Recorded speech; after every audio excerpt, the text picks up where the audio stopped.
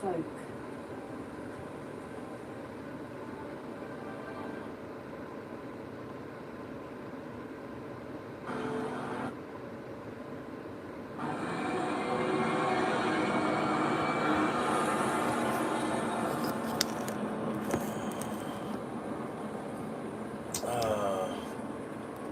Well, it was done that soon, maybe.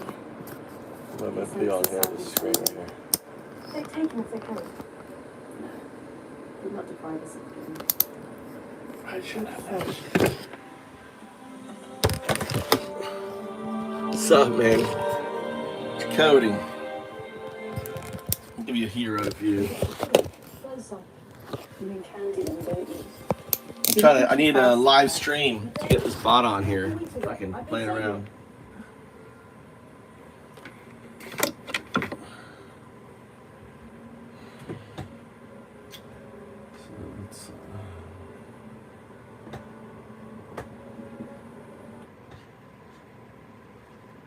Let's see here. Last time my stream fucking died on me. Unless this is still, no, it's probably still, it's gone.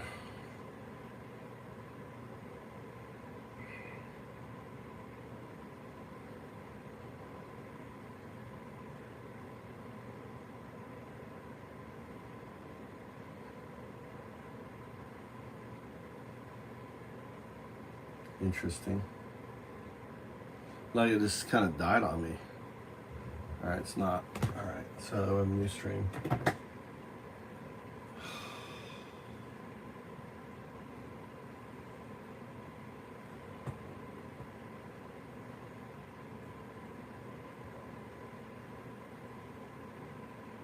Okay, that's not it. That's the old one.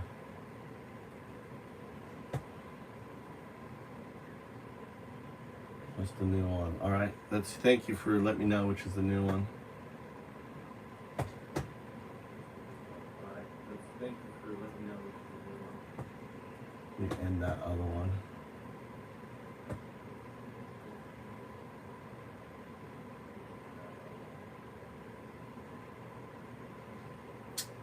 Manage videos.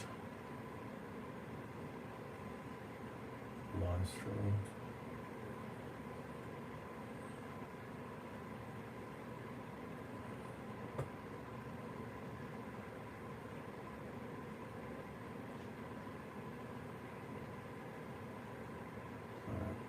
Should have one stream now.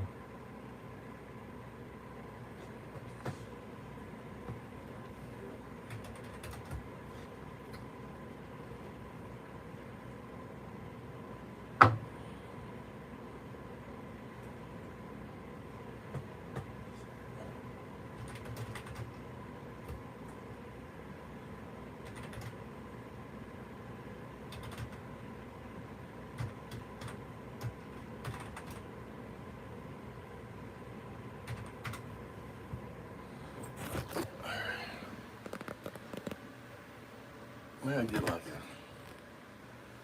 where I put you? In the corner here.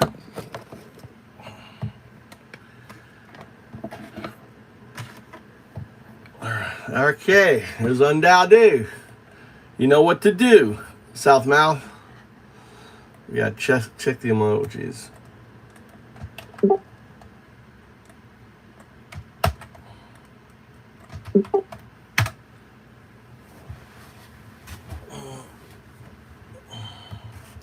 What's up?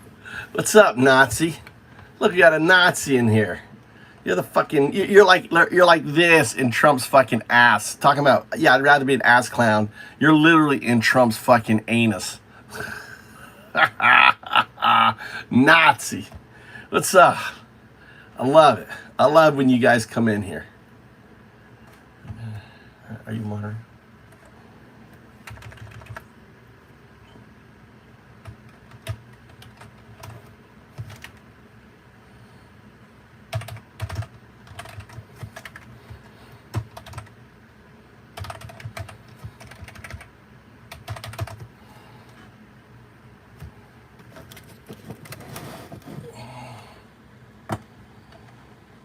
Is the modules. We're at the modules.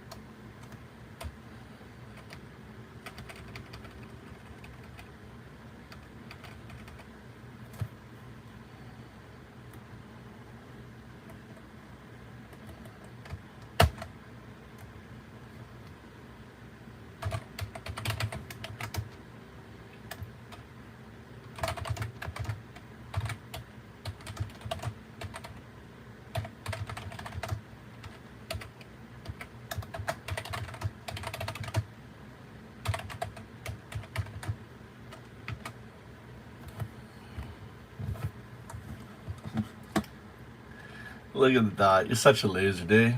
Loser.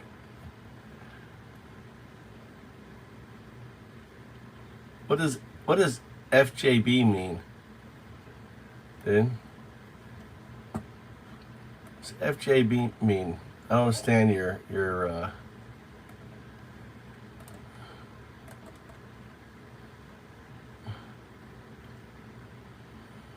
take a 10-second. Go whack it out for 10 seconds.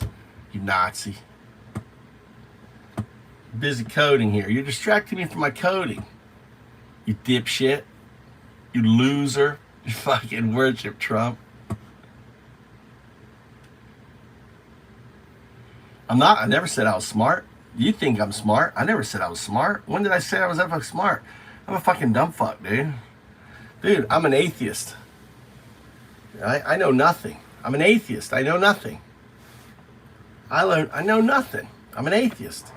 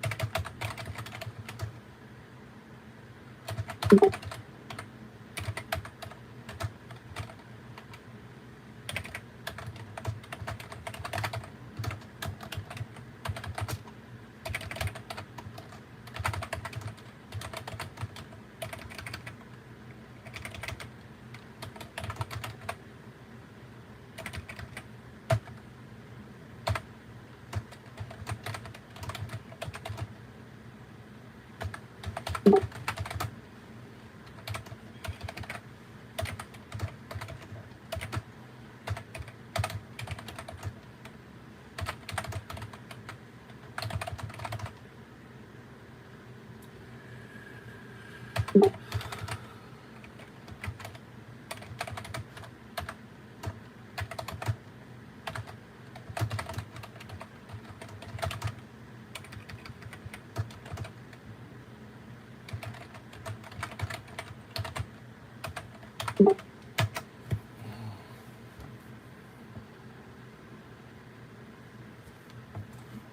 up, Batman?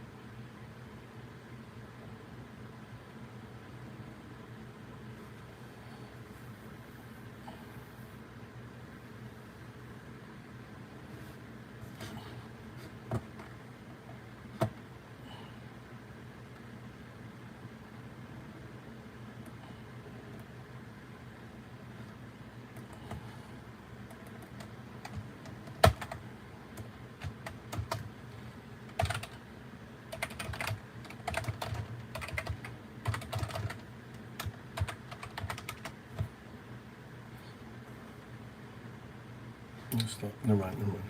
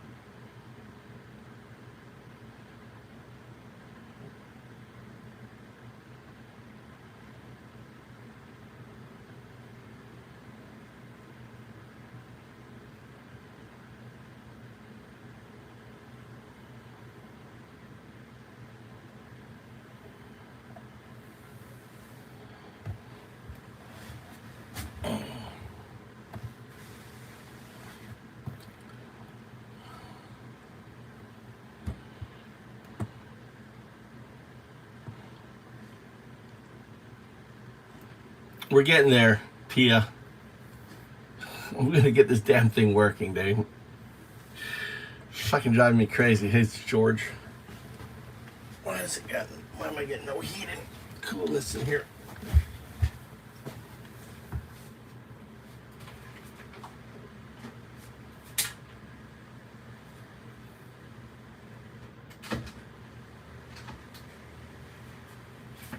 Golly. Hot. Oh. We're gonna get the whack. We're gonna be getting the. I want to get this shit working. Kind of frustrated here.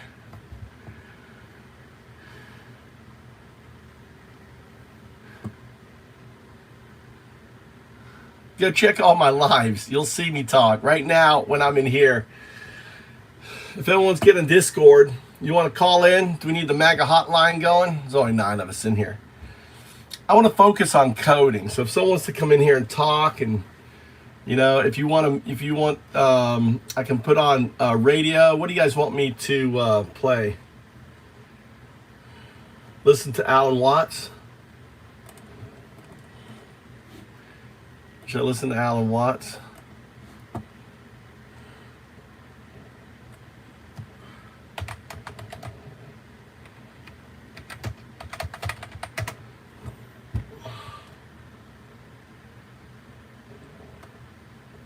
How about orgasm?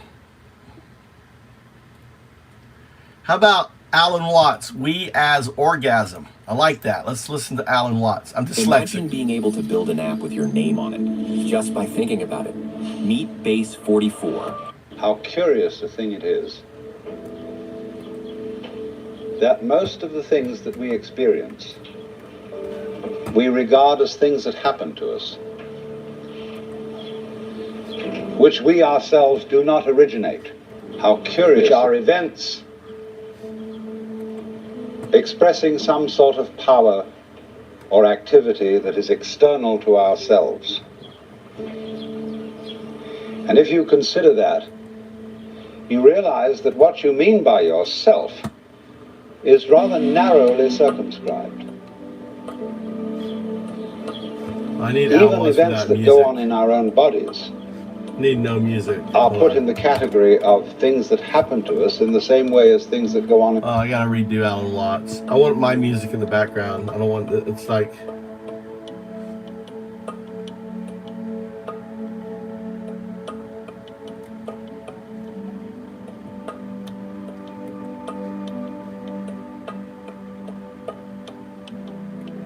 And make it seem less one with you. You do it beautifully. But in such a way that instead of having to lie awake nights, controlling everything, you do it beautifully by trusting the job to everyone else. And they carry it on for you. So you can go to sleep at night, trust your nervous system to wake you up in the morning. You can even tell it, I want to wake up at 6 o'clock, and it'll wake you up just like an alarm clock. This seems a sort of paradox to say this, but the principle of unity, of coming to a sense of oneness with the whole of the rest of the universe, is not to try to obtain power over the rest of the universe. That will only disturb it and antagonize it and make it seem less one with you than ever. The way to become one with the universe is to trust it as another, as you would another, and say, let's see what you're going to do. But in doing that, you see, in saying that to everything else that you have been taught to think is not you, you are also saying it to yourself.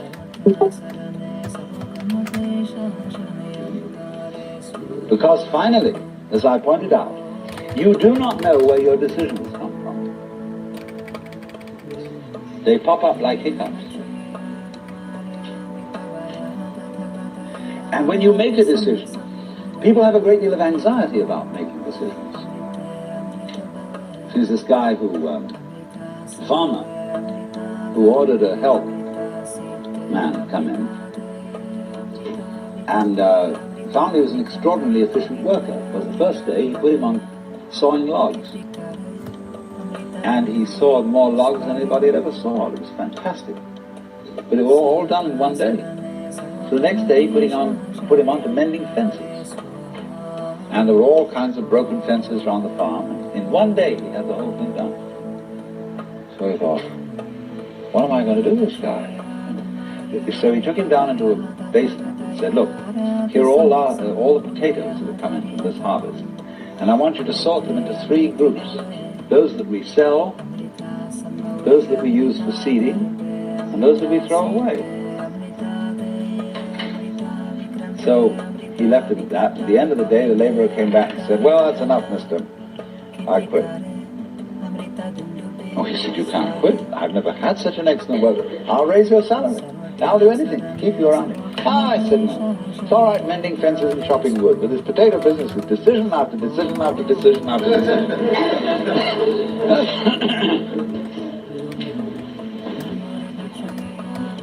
So when we decide, we're always worrying, did I think this over long enough? Did I take enough data into consideration?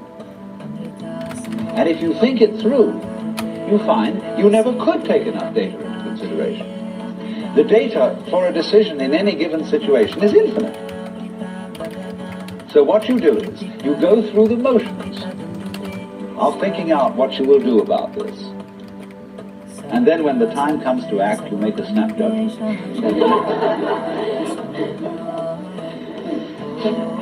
I mean, I'm speaking a little extremely, making some fun of it and so on, because after all, we do occasionally get the vague outlines of things and make a right decision on rational grounds. But we fortunately forget the variables that could have interfered with this coming out right. It's amazing how often it works. But warriors are people who think of all the variables beyond their control and what might happen. So then when you make a decision, and it works out all right, I think very little of it has much to do with your conscious intent and control. But somehow or other, you are able to decide and control things more harmoniously if you delegate authority. That's why very great businessmen are those who can delegate authority.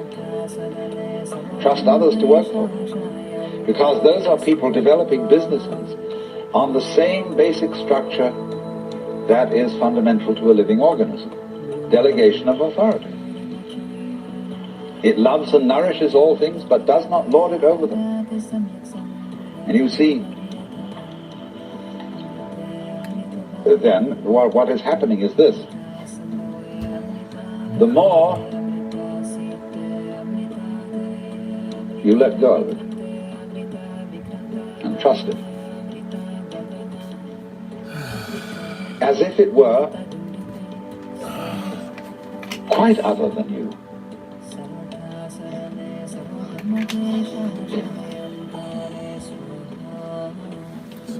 The more you realize the inseparable identity of self and other.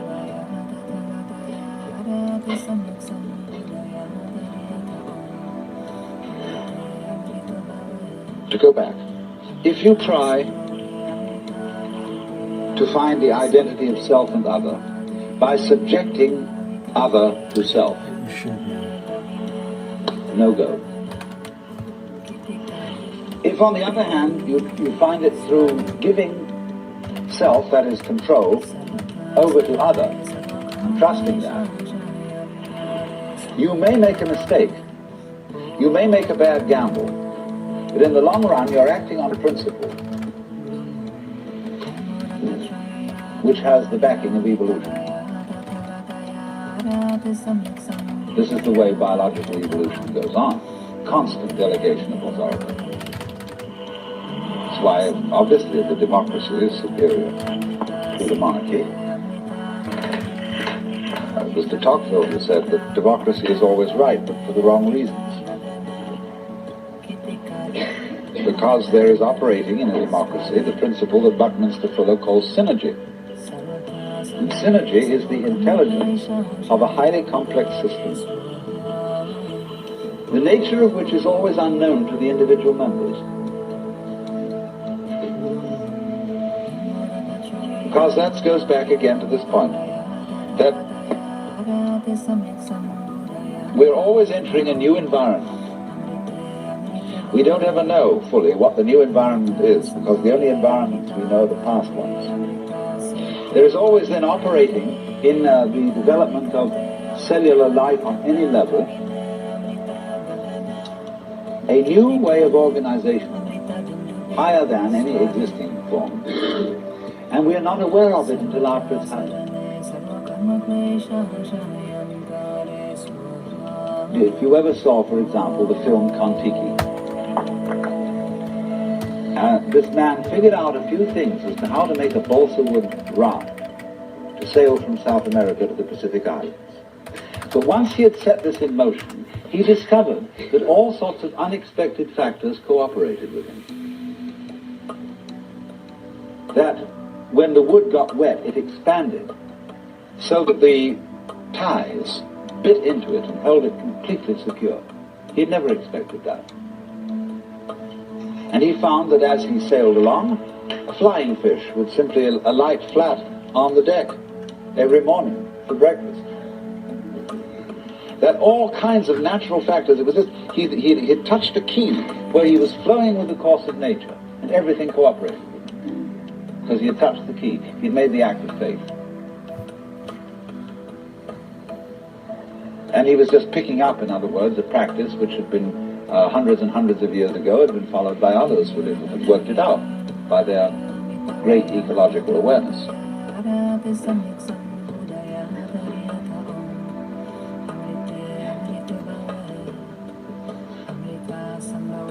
So we do come out of this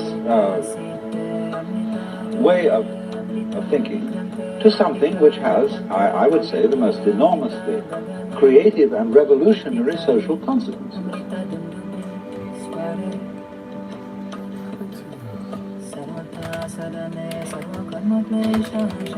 That it has become not virtuous, not self-sacrificing, and not anything like that. It has become the hardest practical politics to let go control to others, to give up trying to dominate the scene.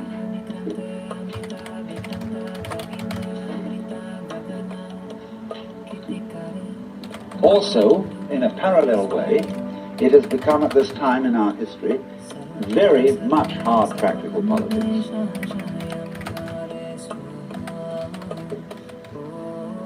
To learn how to enjoy ourselves.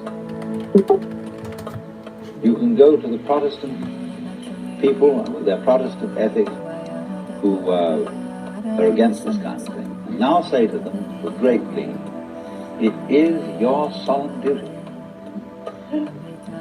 to learn how to enjoy yourself. Why? Because in an age of leisure, people have really got to know how to enjoy themselves. Because if they don't, they'll smash the whole future of the human race.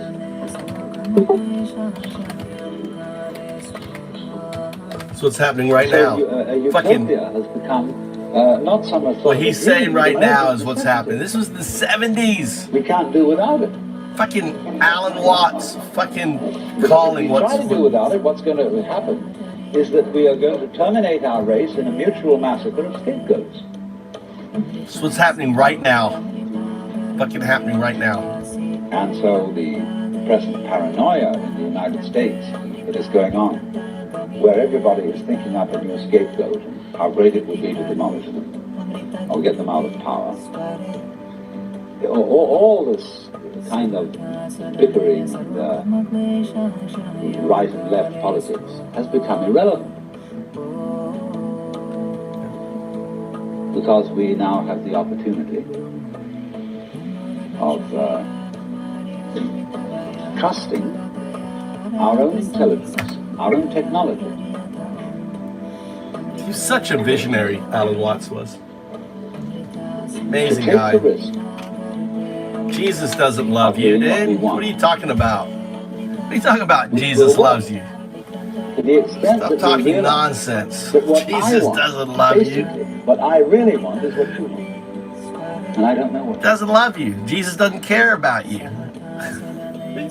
Stop believing in delusion. Right?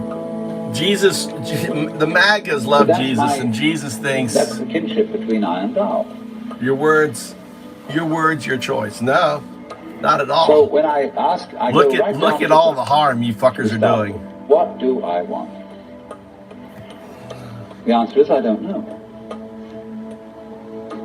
When Bodhidharma was asked, "Who are you?" which is another form of the same question, he said, "I don't know. Planting flowers to which the butterflies come." Bodhidharma says, "I know not." I don't know what I want. Well, when you don't know what you want, you've reached the state of desirelessness.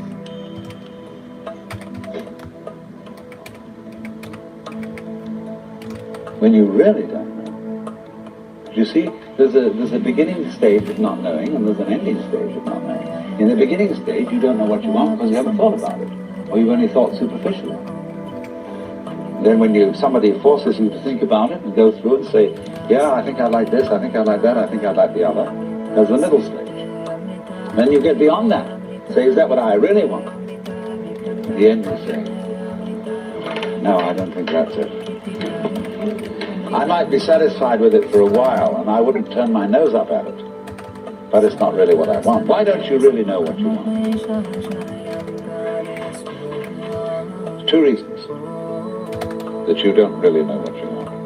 Number one, you have it. Number two,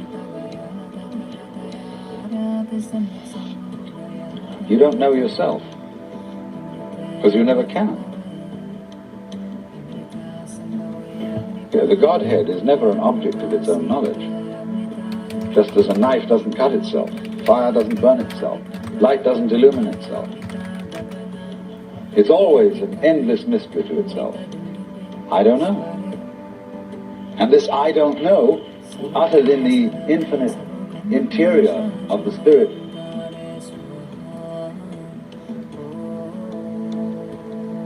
this I don't know is the same thing as I love, I let go, I don't try to force or control. It's the same thing as humility.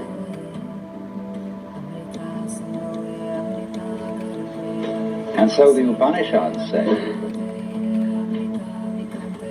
if you think that you understand Brahman, you do not understand, and you have yet to be instructed further. If you know that you do not understand, then you truly understand. For the Brahman is unknown to those who know it, and known to those who know it not.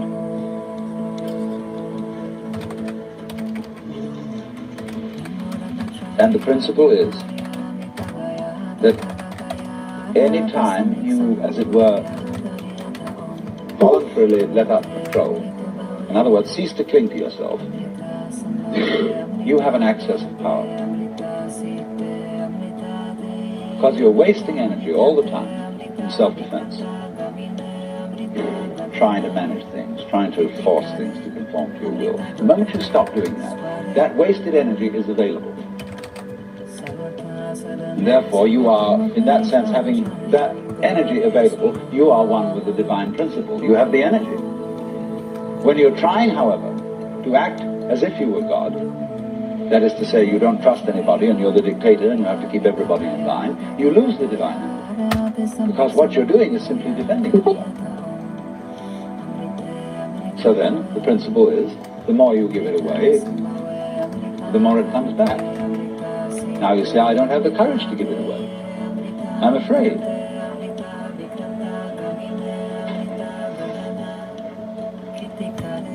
And you can only overcome that by realizing you better give it away because there's no way of holding on to it.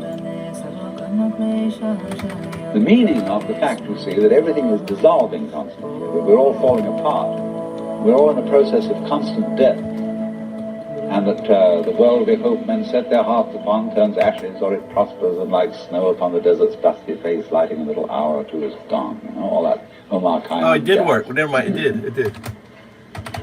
It did. It's slow. You know, the cloud-capped towers, the gorgeous palaces. You see that, JS? Itself, all which it is insubstantial, pageant faded, leave not a rack behind. All falling apart. Everything is. That's the great assistance thing. That fact that everything is in decay is your helper. That is allowing you that you don't have to let go. So... because there's nothing to hold on to. This needs fixing. It's achieved for you, in other words, by the process of nature. So once you see that you just don't have a prayer, and it's all washed up, and that you will vanish and leave not a rack behind, and you really get with that, suddenly you find you have the power. This enormous access of energy. But it's not power that came to you because you grabbed it. It came in entirely the opposite way. And power that comes to you in that opposite way is power with which you can be trusted. Of course, what we've been talking about is not so much a set of ideas as an experience, or shall we say experiencing. And this kind of seminar, in comparison with encounter groups or workshops of various kinds, or experiments in sensory awareness, is now being called a conceptual seminar. Although I'm not talking about concepts.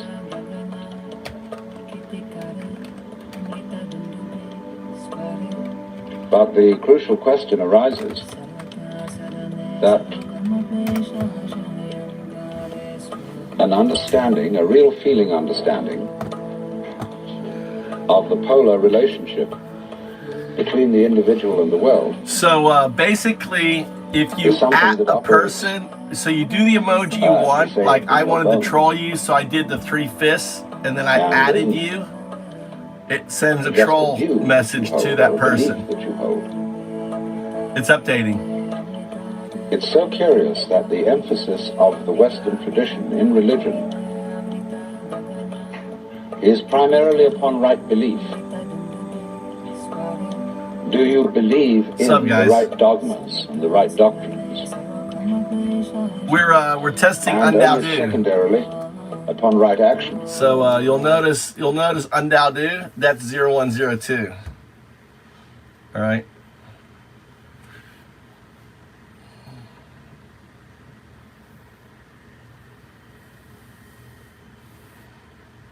All right, when you see Undao, so you have 3 choices. You can do Undao, un, right? Dao, do, or combination, right? But this combination, right, can never be higher than the second combination. So you can't have a Dao undo, right? Dao undo, even though it sounds cool. Do undo. There's like 10. It's a sentiment emoji engine. Okay, run it.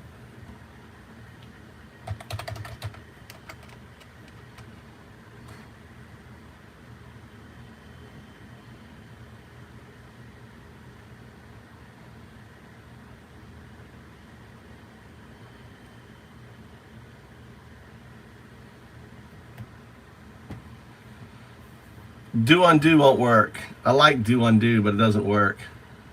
Do undo. There you go. Try it.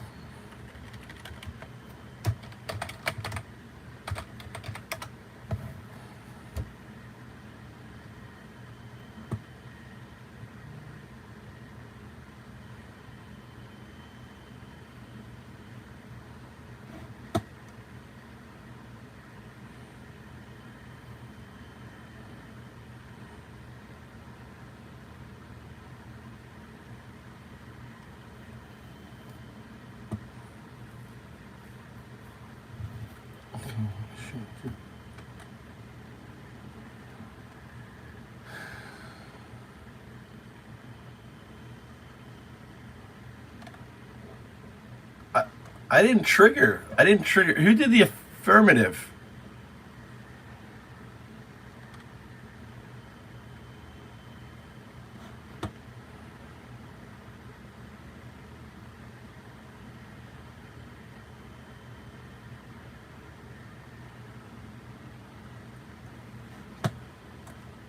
I should be able to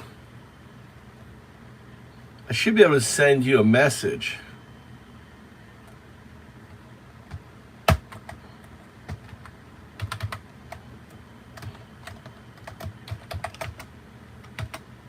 That should send JS a message.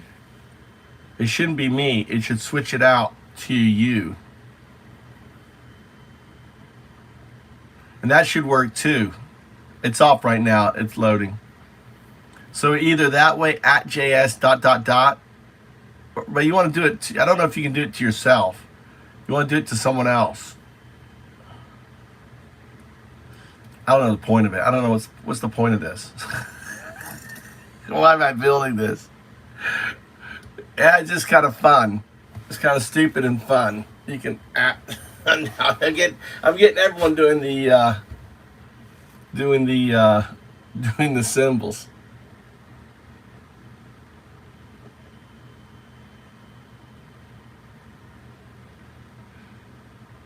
This is actually kind of like the Hitler salute when you think about it. The fist to the chest, the hand right forward, and the spread fingers. Do they spread their fingers?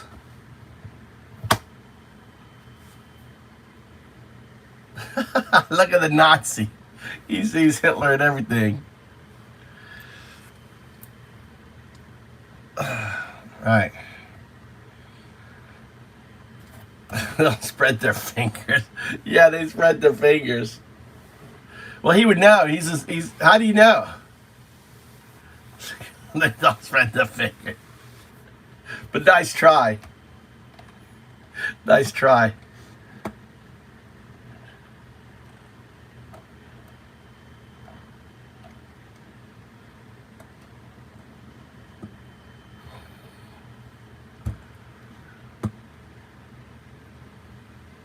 Oh, look, see, it put it in there. Owner mod send. You see that in there? That's weird. Weird. Why did it do that?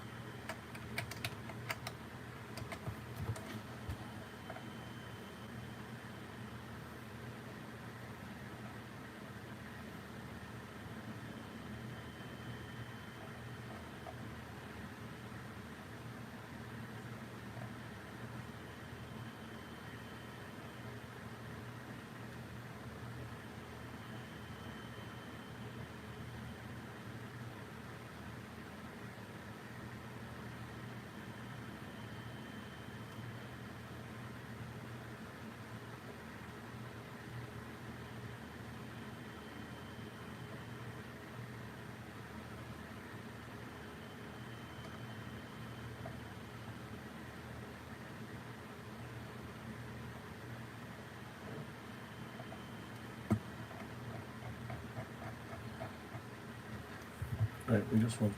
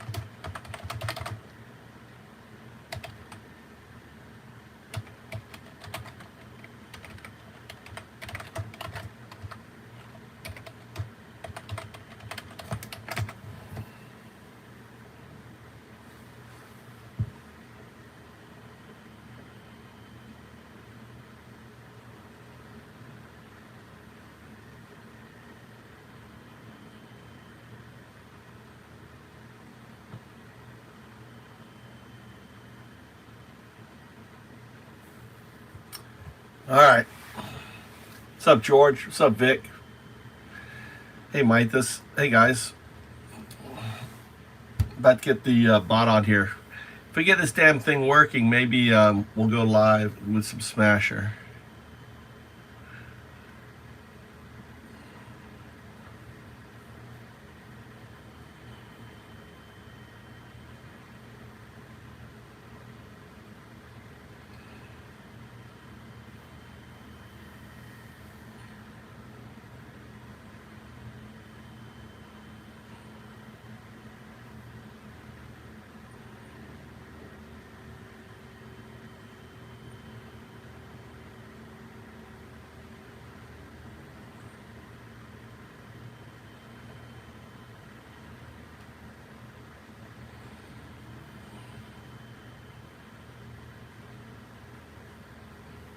Exactly. Find the rage, the courage.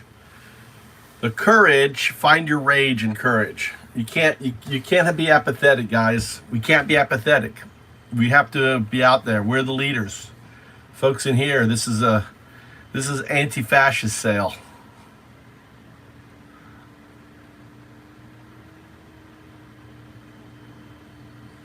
You know, every day we have a little spot here. Come in, whack the maggots. Right? Get motivated. What's going on? Right? We need 1,000 of these raw little independent cells. Launch your own little cell. Right? You know, we can't be taken down. So what? If this channel gets banned, we move to another channel. Whatever. We just launch another one. I don't care.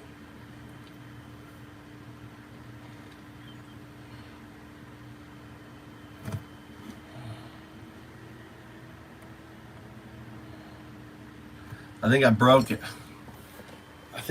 it. God damn, it's writing some code. Look at it, write the code. Now that's fucking coding, dude.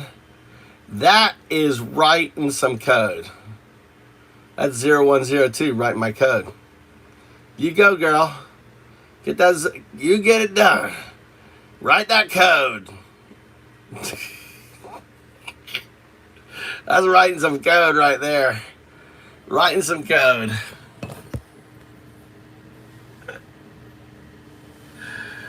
It's writing a whole new system. It's like, that's quantum entangledness right there. That's quantum entangled coding right there. That's remembering the code.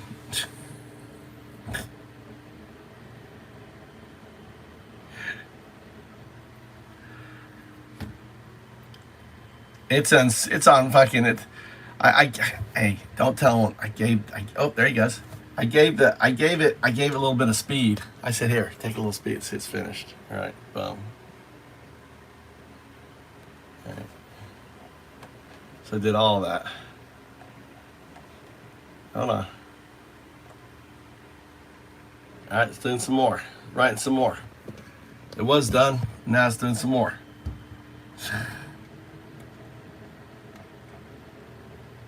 Maybe I broke it. Cure for the common code. That's still thinking.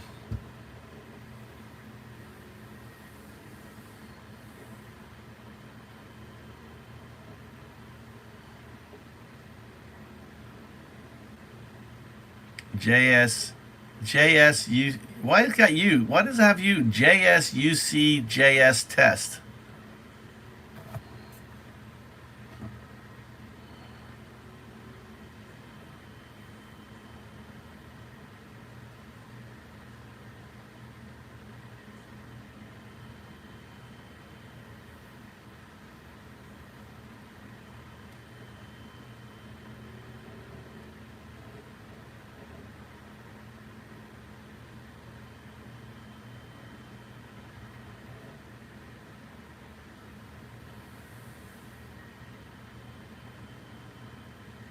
Chat logs. Banter and your memory chat logs. Banter and memory chat log. I don't see it. Banter and memory chat log. I don't see the GAs. Okay, it's running. Why has it got fucking both?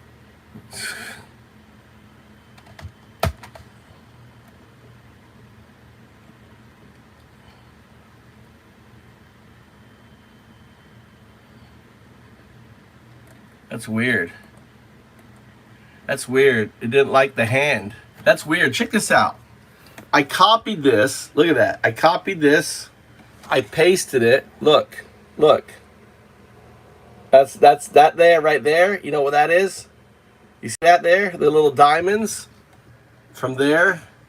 That's an artifact happening right there. From here, I just copied the whole thing, right? And that's an artifact. You see that? You see that artifact right there? You see that artifact?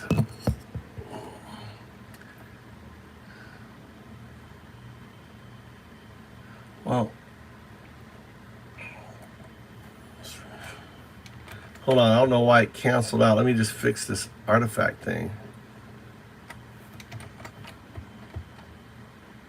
Oh, that's an artifact.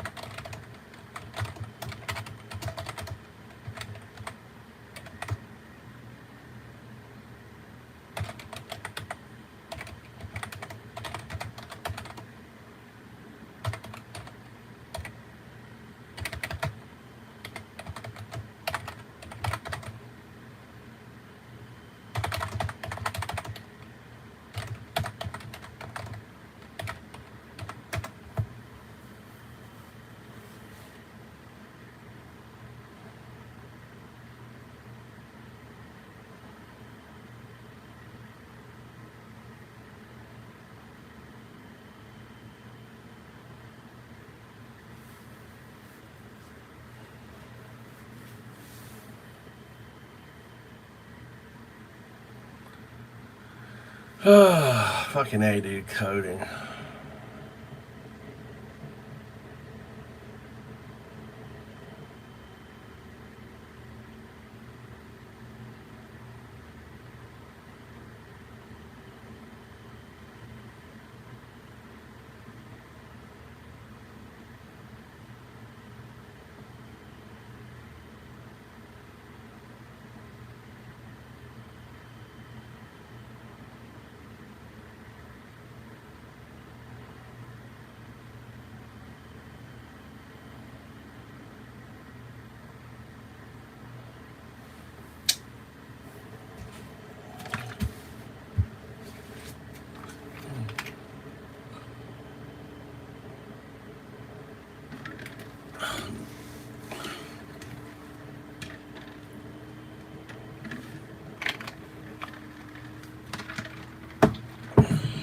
Hey, George.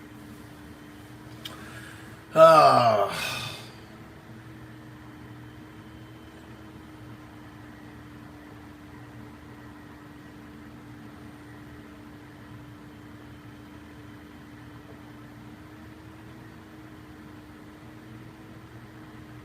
I think I need to go and start fucking talking to chat. I'm doing it wrong here. Trying to talk directly to this. I need very, very clear.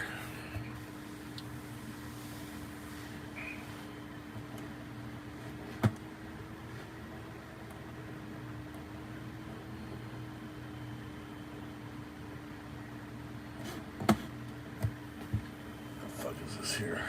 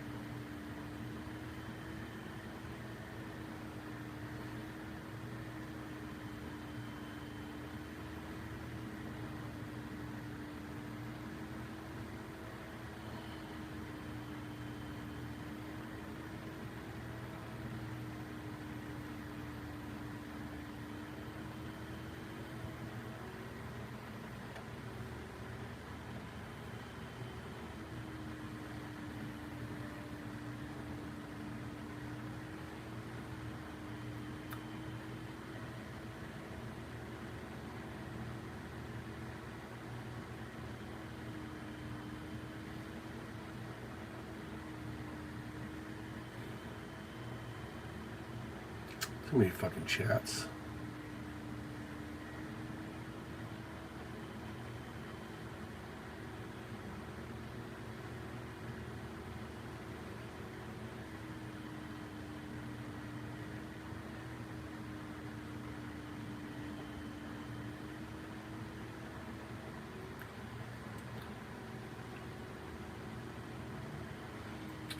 All right, I want you to break this up into prompts, right?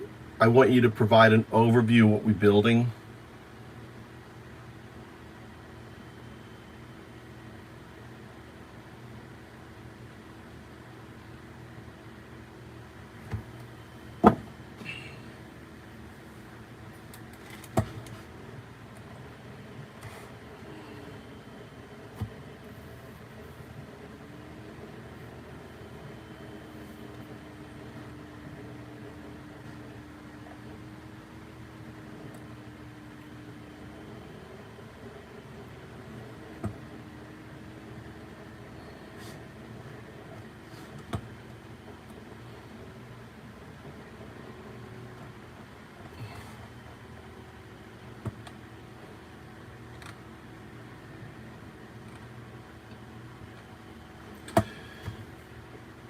All right, so you need to make sure that the very top of the Prometheus prompt that we say follow WPS, you're not creating new code unless you really have to. You research, you understand, right?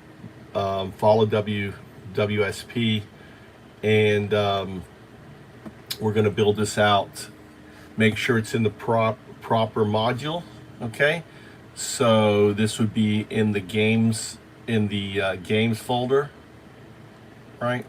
So this should be in the gamification, right? So this will be in the gamification SRC.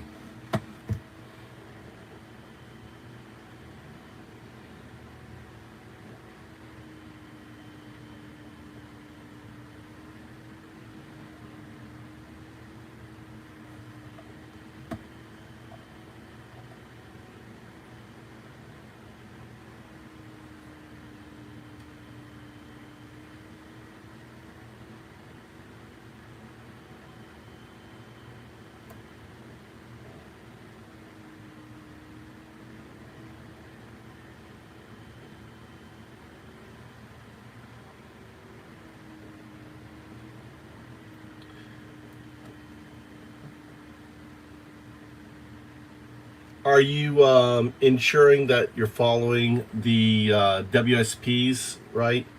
Ensure to check the WSPs for compliance, like WSP3, and so on and so on, okay?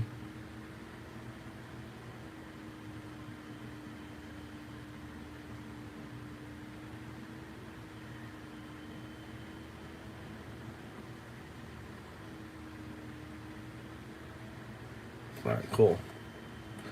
All right, well, this thing is fucking running around, spinning like a lost thing. We'll start working on this on cursor.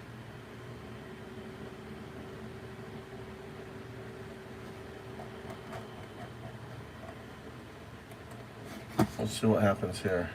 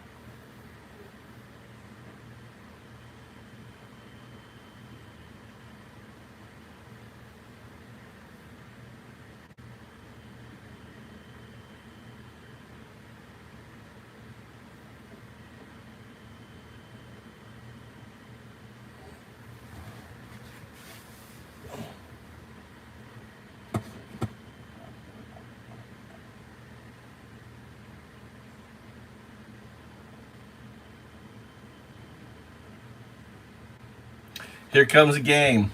Cat play and brutal hammer and what observer classifications. 7 day.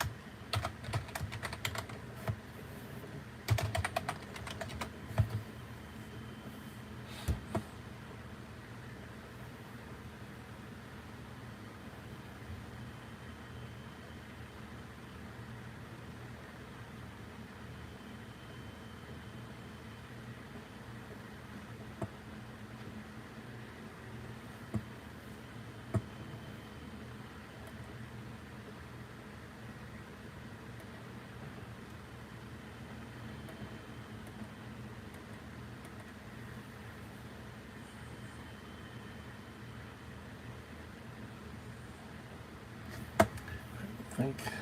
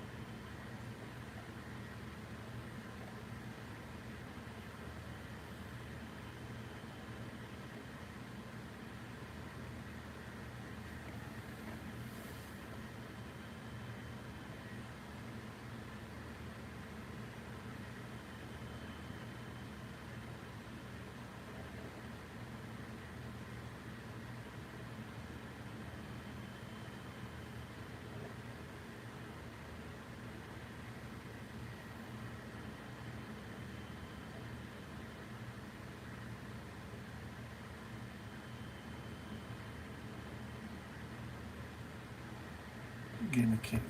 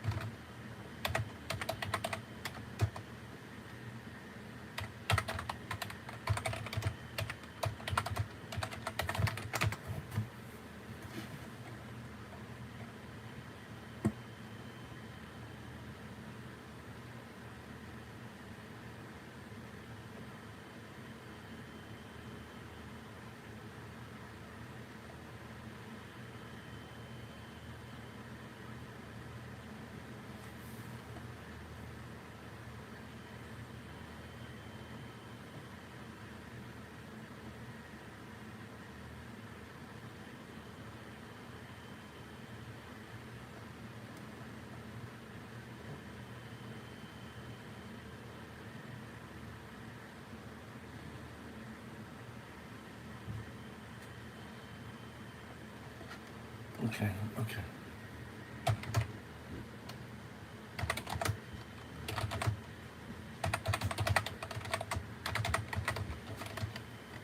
Hey, make something. What? Make something.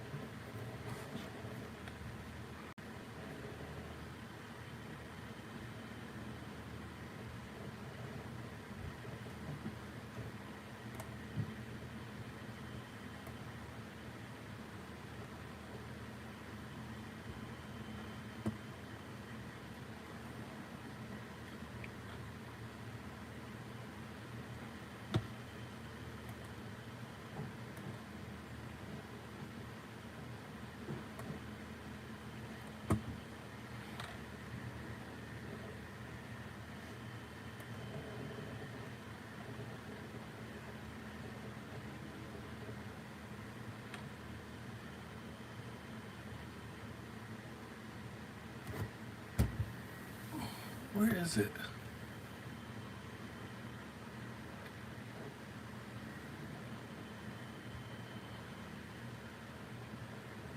Make dinner.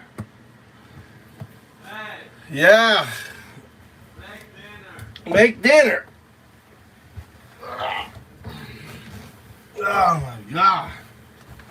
I got hungry kids. Fucking hungry kids. All day coding, nothing. Now it's make dinner. Hungry kids. Make dinner. Ah, ah, like scrocking little chickens. Quack, quack, quack. Quack, I'm hungry. Quack, quack, quack. Ah, put steak in my mouth. Ah, ah, ah. God damn.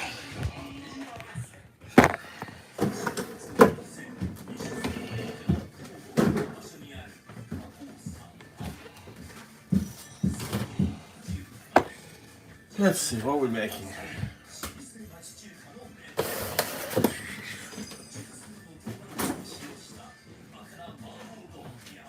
Dada, throw the weights in again. Here, we have emptied the box. Which one? Oh. Hey?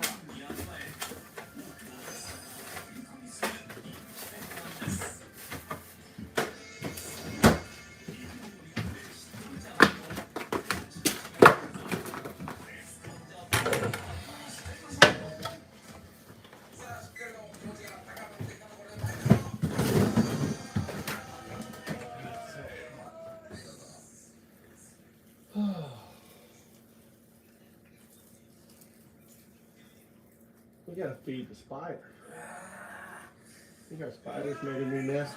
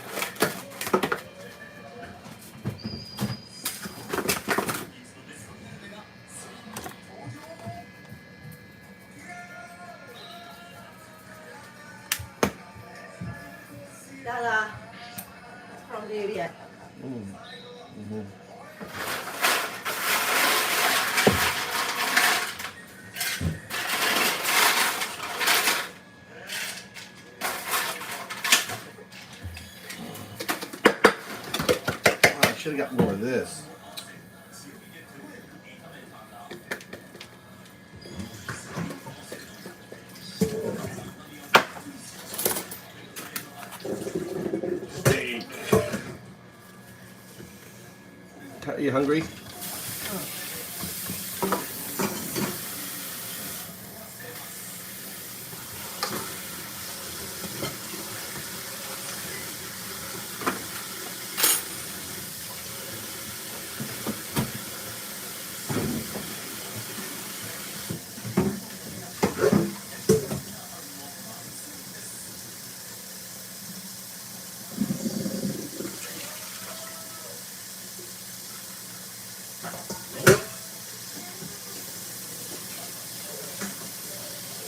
Everybody that you know that's having heart problems. That's not good right there.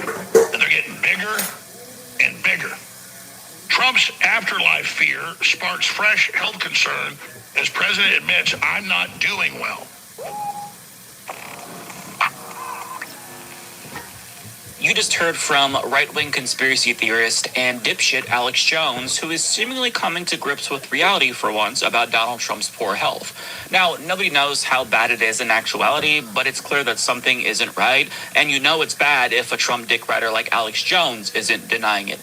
But I mean, he's 79 years old, he eats like shit, he looks like shit, he probably feels like shit, he doesn't exercise, he was recently diagnosed with chronic venous insufficiency, he's clearly in cognitive decline even though he's a dipshit, but despite the dipshittery that he subjects us to on a daily basis, you can see that mentally he is sundowning, obviously, and as of late, his comments about heaven have people turning their heads, wondering if that's him reckoning with his own mortality. But Jones put out this unnecessarily long 32-minute video explaining why he worries about a major collapse in Donald Trump's health in the near future. Now, he cushions his commentary, of course, with copious amounts of dick-sucking and endless caveats and rationalizations for why this is really self-inflicted, and if Trump worked less, he'd be in better health. But the bottom line is that Alex Jones fears the worst, and his audience seems to agree based on what I've seen. Nonetheless, here's what he had to say. I predict Trump is going to have some type of collapse within the next 12 months at the current trajectory. I'm not saying he's going to collapse. I'm saying if he doesn't take his foot off the gas pedal, I guarantee you, and I've got stamina, way better than most people. If I had Trump's job at 51 for a month, I would have a nervous breakdown. I've seen a lot of signs of Trump declining. Trump does sometimes, 2 a.m. TV and radio interviews. I know he sleeps less than 4 hours. He's 79. He's been through 9 years of hell. Look what 4 years does to other presidents. They age incredibly fast. And so he's on a lot of the time, but like a light bulb is starting to go out. It gets brighter, it gets dim, it goes in and out. And so I'm going to be talking about that today. He's got extremely swollen ankles. You know, when they said, oh, look, bloody hands, that was golf hand. You can see it. Yeah, and you see a little swelling there. If you pull up the ankles from Alaska, it's a straight-on shot. Big. They are swollen. I mean, they are, like, really big. I mean, they look like my neck's 19 and a half inches, about like that. His ankles look like they're about 15 inches around. That's not a good sign for the heart and the rest of the body, because the rest of him, he's lost weight, he's not that fat. So, Trump really needs to exercise and take care of himself. Yeah, that's not good. Now, I don't see a lot of other right-wing commentators speaking out about this because they try to perpetuate this facade about Donald Trump being, some sort of pseudo-superhuman or a demigod of sorts, because that kind of plays into their narrative about Donald Trump being an alpha male, even though he's a make-up-boring beta male cuck, actually. But the fact that more conservatives and journalists aren't talking about this leads me to believe that there's some sort of cover-up going on here. Perhaps journalists like Jake Tapper should spend some time investigating this. We all know that he'll regurgitate the same conclusion back to us that we all came to years ago and pass it off as groundbreaking journalism, but if Alex Jones, of all people, is starting to publicly question Trump's health, he's kind of a canary in a coal mine for how obvious it's becoming, which necessitates further scrutiny from actual journalists, since this is a story of great public interest, obviously. And as I alluded to earlier, the InfoWars Wars audience does seem to be in agreement with Alex Jones here. Agreed, I think we can all live with the Don spending a bit more time playing golf. Plus, it will irritate the hell out of the Dems. I agree, it won't help us if he doesn't take care of himself. I pray for you, Donald Trump. Take care of you so you can take care of us, Donald Trump. I see it. I know you see it too. Slow the train a little bit, Donald Trump. Not everyone was happy about Jones's comments, by the way. This person accused him of betraying the president for daring to point out the obvious. Another was mad that Jones vocalized his concerns publicly. And these aren't viral replies by any means, so it's hard to gauge how most cultists feel, but this small sample indicates that they're not completely blind, at least in this limited respect with regard to his health. You know, will they still cook up some conspiracy theory when he inevitably croaks? Of course, but them coming to terms with his mortality is honestly a little bit surprising to me, because we were reaching levels of sycophancy where I was concerned that they were literally starting to believe that he was some sort of superhuman that would live forever. But it turns out reality penetrates even the thickest echo chambers sometimes, and the concerns about Donald Trump's health are only starting to grow given his newfangled obsession with heaven as of late. And for those who missed it, I want to play this clip for you because it really is startling.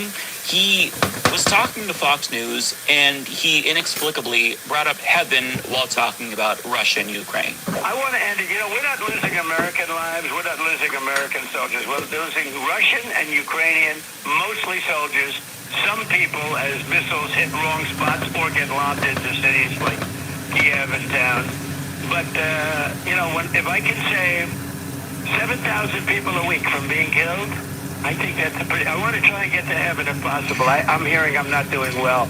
I hear I'm really at the bottom of the totem pole. But if I can get to heaven, this will be one of the reasons. Well, I think I saved a lot of lives with India, Pakistan. They were going at it. Oh, honey, I don't know how to break this to you, but heaven isn't real, and you should be very thankful for that, because if it was, you would have zero chance of getting in.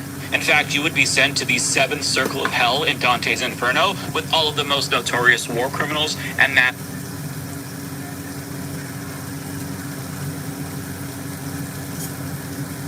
He misread, I'm not doing so well. Okay? That had nothing to do with going to heaven. That had everything to do with Trump's health. You understand? I'm not doing so well. That wasn't about getting into heaven.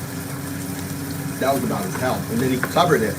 He covered it with the whole heaven thing. Murderers. And let's just say that he actually does manage to facilitate an end to Russia's invasion in Ukraine and saves all those lives. That's all well and good. Great. Credit where it's due. But there's still a massive deficit that he has to make up. His cuts to USAID could cost 14 million people their lives by 2030 in countries like South Sudan. His cuts to Medicaid in the big bullshit bill could cost 50,000 Americans their lives every single year. He's also arming and funding Israel's genocide of Palestinians in Gaza and greenlit Israel's total takeover of Gaza. More than 1,000 starving Palestinians have been murdered since May in a genocide that's taking hundreds of thousands of innocent lives, and he's supported Israel's massacre at every step of the way, both politically and monetarily.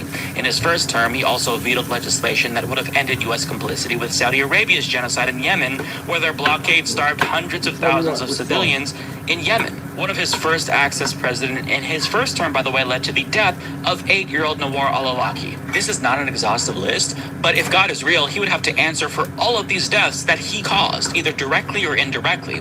And we've only talked about deaths thus far, but he's done other things that harmed a lot of people, even if they didn't die. Mass deportations have led to some deaths, but mostly it's led to unfathomable human rights abuses that has destroyed countless lives of people just trying to make it for themselves. He's been accused of sexual misconduct by more than 24 women and found liable for rape in civil court, and was friends with a notorious pedophile, Jeffrey Epstein. Not to mention he lies all the time. If his mouth is open, odds are he's lying. He's also a lifelong con man. He scammed his own supporters. He used the presidency to enrich himself personally. But put aside all of those things that I just said. Pretend like none of that happened. Just by this one fact alone, he would go to hell, because as the Bible says, specifically Mark 10:25, Jesus says it is easier for a camel to go through the eye of a needle than for a rich man to enter the kingdom of God. Game, set, match. Just based on his wealth alone, he would go to hell. And if God exists, he would laugh in Trump's fucking face for even having the audacity to ask to be let into the pearly gates. It is a no, a hard no from God.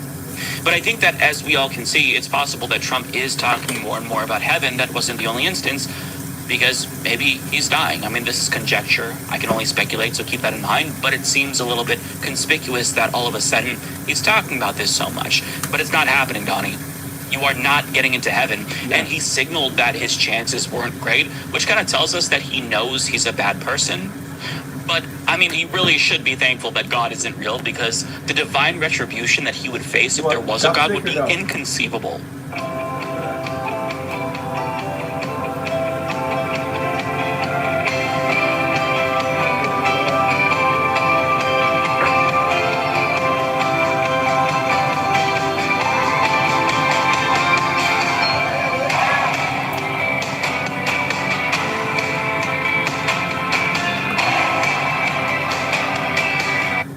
It's people like Trump that makes me wish that God was real, so people like him could be held accountable for some way, because Lord knows our fucking system isn't gonna do it.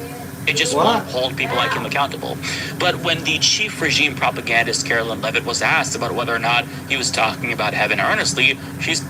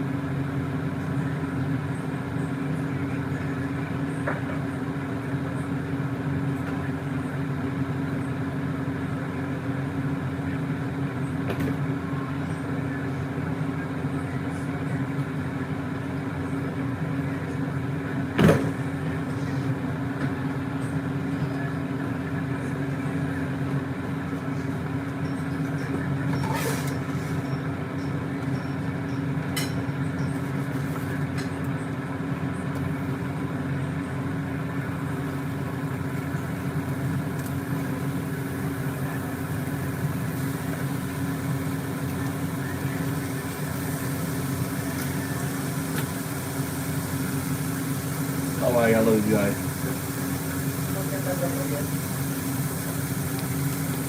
it gives you more incentive to be a better person and adds so much more value to this life, because once you finally accept that this almost certainly is what he said.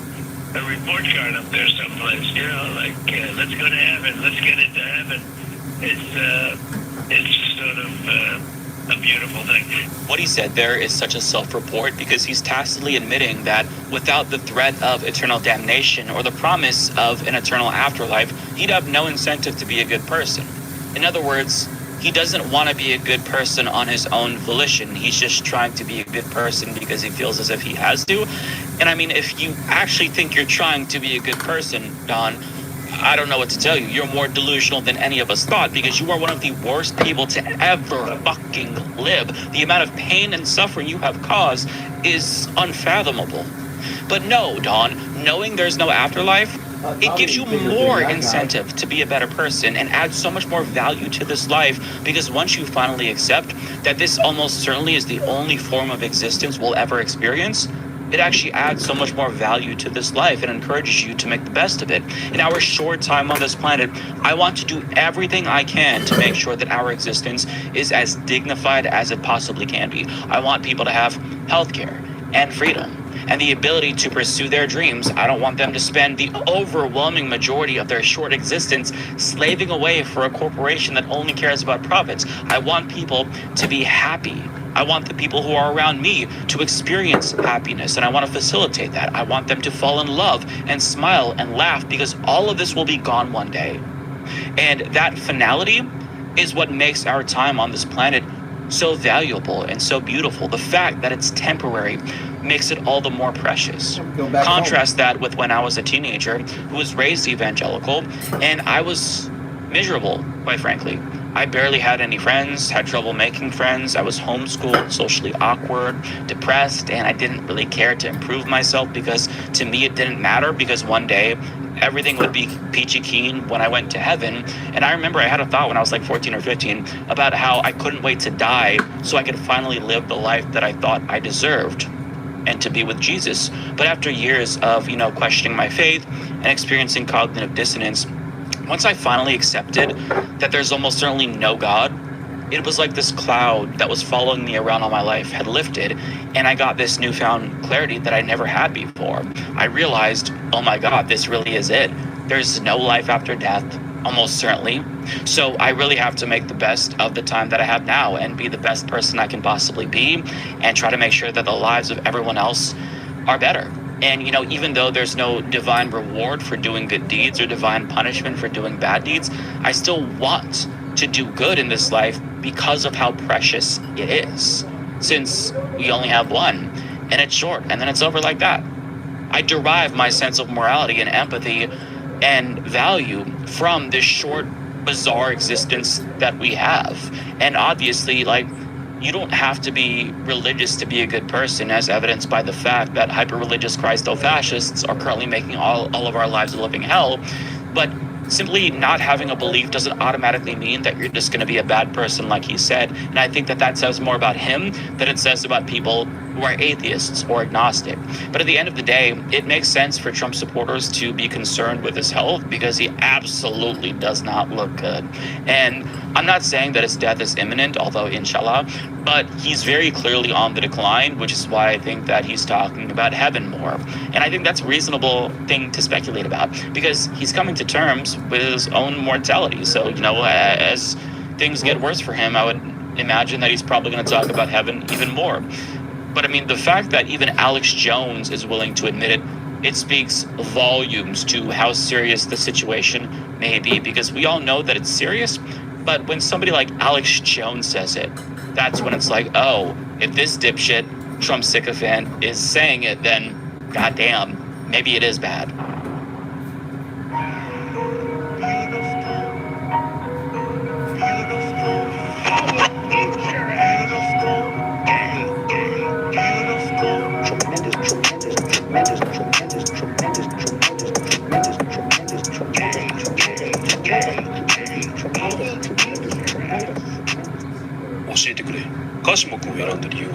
途中で料金の値上げがない。他社は段階的に上がっていくのに対し、私はまっすぐ実直です。それじゃあまずは1週間から試してみなさい。ガチマイマックス。It is the Saturday Coffee Pod with Michael Lahanas. Calderon. Michael, thank you very much for joining us. It's my pleasure. Unfortunately, Heather Lofthouse is not with us today, but we are here in Houston, Texas, the Empire Cafe. And the Empire Cafe, not only is the coffee absolutely fabulous, Oh, it's lovely. but the Empire Cafe's motto is corporate coffee sucks. Pretty good motto, I would say. I think it's sort of our motto, too. But thank you for being with us. We are here in Houston because Houston, Texas, in fact, Texas has been very much in the news this week. Also, I am vlogging my new book, and Texas is a wonderful place to promote the book. Michael, what are we going to talk about today? Well, no shortage of things. But before we jump into it, I did want to ask, I mean, Texas, you're a Californian. What are you doing here other than flogging your book? Look, at the California and Texas are in the news because California is trying, and I think it probably will succeed, in counterbalancing what Texas is doing now with regard to coming up with additional representatives. Right. And you've got to understand, this is all about gerrymandering. This is all about Donald Trump wanting to keep control of the House. Yeah. And incidentally, not incidentally, the Senate in 2026. And we'll get into this. Yeah, in detail. that folds in nicely to our three big topics for today, which are, well, 1, Texas gerrymandering, 2, California not. This is occurring because people are frustrated with the appeal process in all health insurance. And so what the executives have to do with United Health and frankly the whole industry is appeal to reality and say, look, it's on us now. We understand you're unhappy. I mean, this murder, this assassination is horrific. There's nothing good to be said about that, and there's lots of problems with it. But at the end of the day, what it's leading to is the frustration of the users of healthcare, and everybody's affected by healthcare. They should be coming out now saying, look, we get it. We have families too. We're people. We have children. We care about what you think about, and we're going to automate this process and make it better or do whatever they have to do. But when you appeal a case, it's not a delay situation. And if you have a valid claim, you get paid out. That's what insurance is supposed to do. But putting a fence around headquarters, hiring more security guards, that's all bad imagery, Wolf. It's all bad, and it's not the right answer. So if you're an executive, you know, in interim management, United Health or any other health company, you got to read the room, Wolf. You got to read the room and realize right now that the public is turning against you. They are your customers, and they don't like it. Now, this poor man lost his life, horrific. But if anything good is going to come of this, it's going to be policy change because you've basically got people lighting up their torches, just like in the Frankenstein story, and going to the castle, and they're going to burn it down. And you gotta hear that. So if you're an executive saying, get me more security guards, wrong answer. That's just wrong.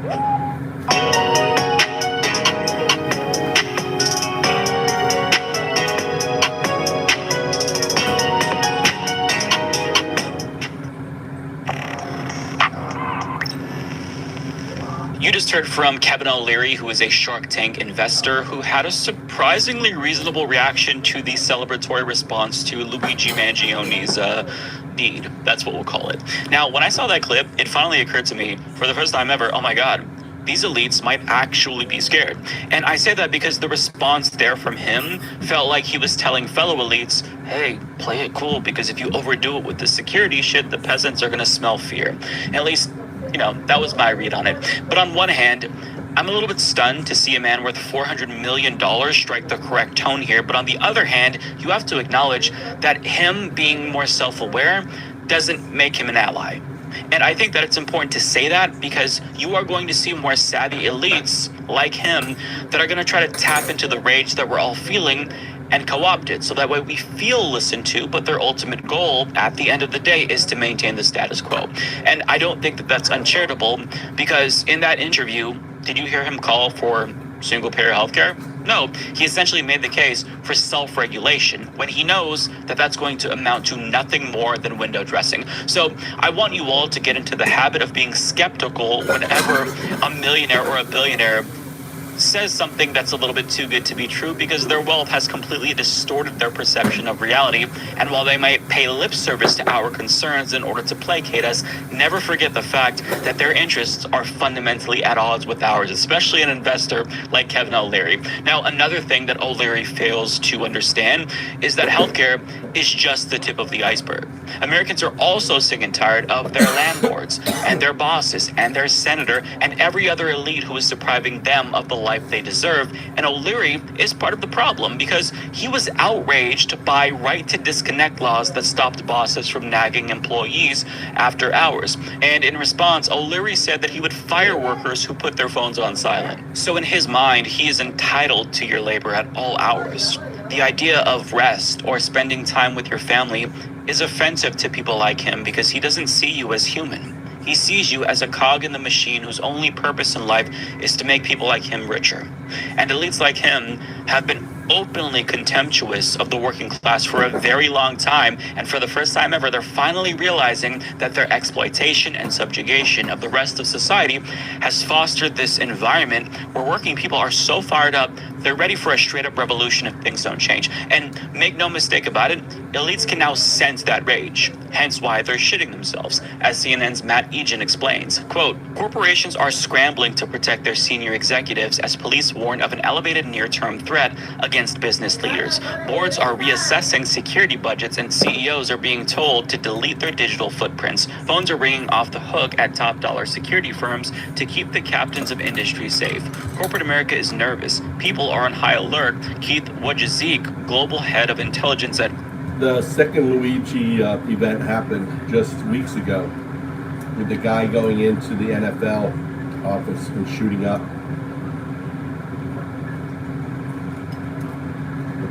You want more?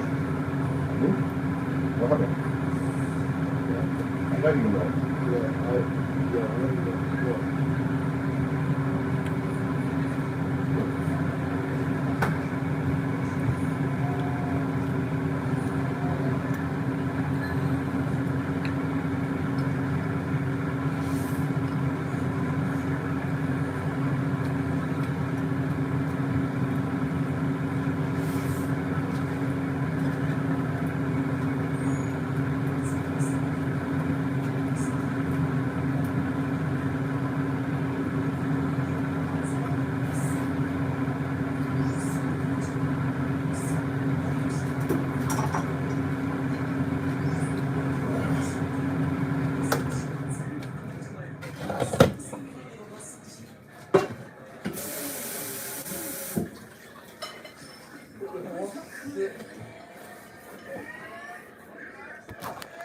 Let's go back up. Hi guys, I'm gonna take a bath. Thanks George, sticking around. You win the last one.